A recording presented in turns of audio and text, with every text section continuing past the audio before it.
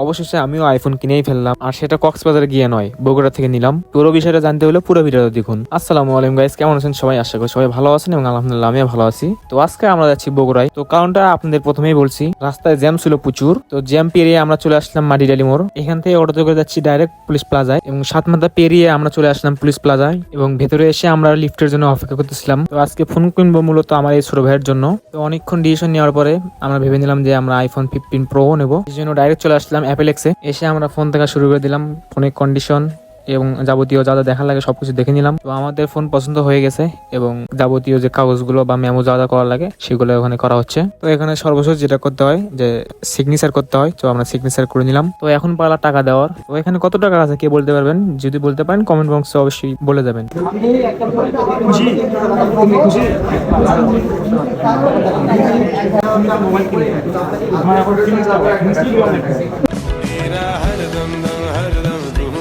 তার জন্য দোয়া করবো সবসময় থাকবে, জীবন ভালো কিছু করতে পারে। তো এরপর ওখান থেকে ফোন আমাদের রিসেট করে নতুন করে সেট আপ করে দিচ্ছিল। আর শেষে এখান থেকে ফোনের যাবতীয় যা যা লাগে, ব্যাক কভার, গ্লাস প্রোটেক্টর, যা যা লাগে, পলিথিন, সব এখান থেকে আমরা করে নিলাম। তুমি কি আসো রাজন? তোমার আসি ভালো লাগে না? তুমি আসো না,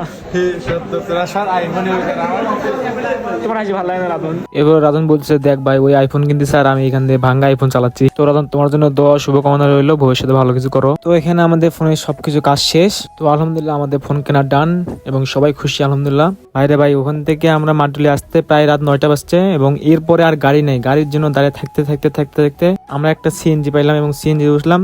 মানে ডাবল ভাড়া দিয়ে আমরা আসলাম বগুড়া থেকে গোবিন্দগঞ্জ। হোক, টাকা যাক, সমস্যা নাই, তাও যে গাড়ি পাইছি এটাই অনেক। তো ওখান থেকে আসার পর অনেক টায়ার্ড ছিলাম। তো আজকে ভিডিও এই পর্যন্ত। যারা যারা শেষ পর্যন্ত দেখছেন সবাইকে অসংখ্য ধন্যবাদ। দেখা হবে পরবর্তী কোনো ভিডিওতে। সবাই ভালো থাকবেন, সুস্থ থাকবেন, আল্লাহ হাফেজ।